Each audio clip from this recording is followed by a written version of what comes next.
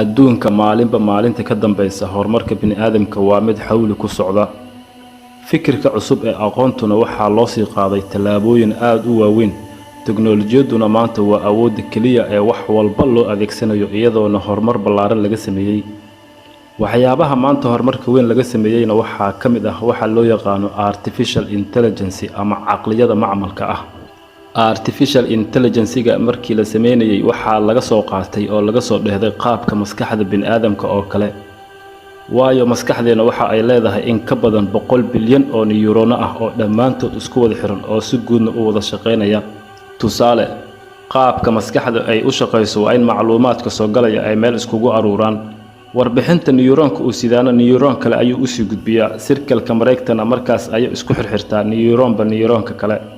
si kale haddaan u dhigno waa koox algoritmi ah kuwaasi oo loo sameeyay in ay iska dhigdhigaan sida habdhaqanka bini'aadamka oo kale. ha ahaato habdhaqanka caqli iyo fikris iyo mid go'aan qaadasho. waana daato uu isla bini'aadamku uu ku shabay isagoona go'aamada uu qaadanayo aad moodayso kuwa caqli ku salaysan. AI-gana sida ay u badan tahay waxaa loo naqshadeeyay in uu sameeyo data analysis. daatadaasna ay xog ka soo dhex saarto ama in uu sameeyo waxyaabo mar walba dhici jiray haddii ay isbeddel ku yimaadaan in uu warbixin ka bixiyo. sidoo kale waxa uu sameyn karaa in uu wax ku soo bandhigo. sida xog badan uu qof ka aruuriyay inta uu ku soo naqshadeeyo ayuu ku tusi karaa sida ay wax u dhici karaan.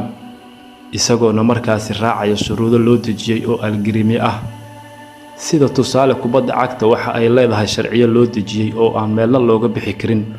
caqliga macmalka ahna waa sidaasi oo kale waxa uu fulinayaa wixii lagu shubay oo sharciyada loo dejiyay ah. kombiyuutarkuna iskama fakiri karo hadduusan qof bini'aadam ah uusan farin wixii laga rabay in uu sameeyo.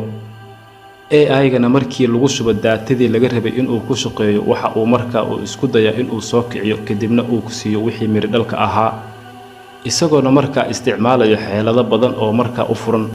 maxaa yeelay waxa uu ku shaqeeyaa wax la yiraahdo if statements oo ah haddii ay sidaa dhacdo sidaasi samee, haddii ayse dhici weydo sidaa ha sameynin iyo waxyaabo la mid ah.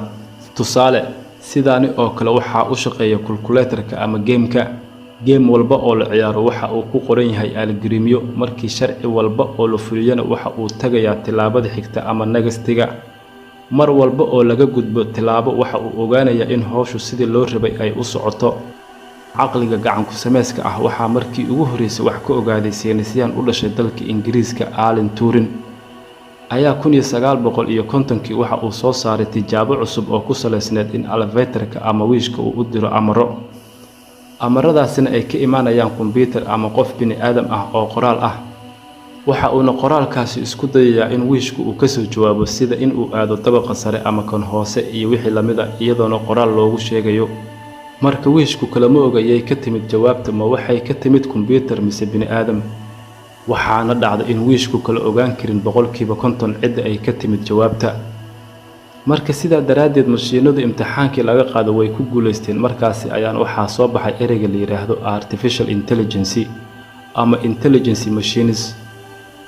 ujeedada kale ee laga leeyahay caqliga macmalka ah waa in uu abuuro caqli guud oo markaasi awood u leh in uu barto xogab kala duwan intii uu baran lahaa hal xog oo kaliya. wuxuuna u shaqeeyaa isagoo raacaya caqli ku salaysan qaacidooyin loo dejiyay kombiyuutarka inuu xaliyo cilado kala duwan. waxaa la dhihi karaa caqliga guud ee AI-gu uu isticmaali karo waa in uu ogaado xog hore loo yaqaan in uu markaa uu xog cusub uu kala soo baxo. waxa uuna caqliga macmalka awood u leeyahay haddii uu problem uu la kulmo in isla isaga uu xal u keeno isagoona ka qiyaas qaadanaya xogtii uu hore u hayay. Alizar Yudiskowski nin la yiraahdo oo ahaa nin AI-ga wax ka qora ayaa waxa uu hadda ka hor oraah ku yiri qadarta ugu badan ee ka imaan karta artificial intelligence-ga waa dadka oo runtii go'aamo degdeg ah qaata iyagoona waxba aanan ka fahmin. balse 60kii sano ee ugu dambeysay saynisyaano badan ayaa waxa ay ku mashquulsanaayeen cilmi baaris ku saabsan AI-ga. ilaa iyo haddana way ka silgaari la'yihiin inkastoo horumar iyo dadaal badan ay ka sameeyeen. haddaba AI-ga waxa uu leeyahay faa'iidooyin iyo khasaarooyin badan. inkastoo maanta dhan walba oo nolosheena uu caawin uu ka geysan karo sida in uu caawiyo hay'adaha dambi baarista si loogu isticmaalo in wax looga ogaado dambiyada dhaca ama dhici raba si ay uga hortagto. sidoo kale waxaa si weyn u isticmaala AI-ga shirkadaha waaweyn sida Google, Facebook, Apple iyo YouTube. iyagoona isticmaala AI aad u caqli badan oo ku xiran algoritmyo waaweyn oo data aad u fara badan xambaarsan. waxayna maanta shirkadahani tartan ugu jiraan sidii xogtaada loo heli lahaa. maxaa yeelay dadka iyaga ku xiran waxa ay rabaan in xogtaada shirkado kale ay ka iibiyaan si xayeysiin lagugu soo diro. waxa ku basaasaya oo xogtaada aruurinayana waa artificial intelligence ama caqliga macmalka ah. sidoo kale dunida casriga ah maanta waxay tartan shirkaduhu ugu jiraan sidii ay u soo saari lahaayeen gawaari iskooda isku wada iyo robots ka shaqeynaya guryaha iyo maqaayadaha, iyagoona in badan lagu guuleystay tijaabooyin aad u fara badan.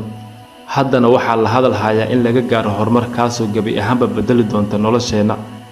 AI-gana waxaa lagu wadaa inuu si guud u saameeyo una horumariyo wax walba oo nolosheena saameyn ku leh, sida shaqooyinkeena, caafimaadkeena iyo dhaqaalaheennaba.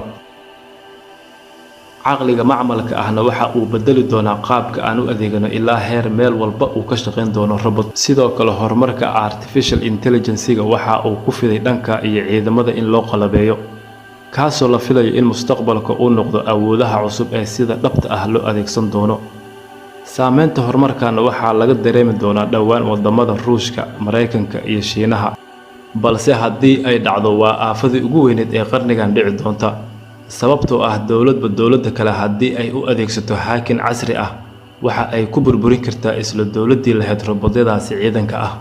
dowladuhu waxay in badan yareen doonaan askartii kaga dhiman jirtay dagaalada, iyagoona beddelkoodii aad u isticmaali doona ciidamo robots ah oo hub culculus lagu qalabeeyey.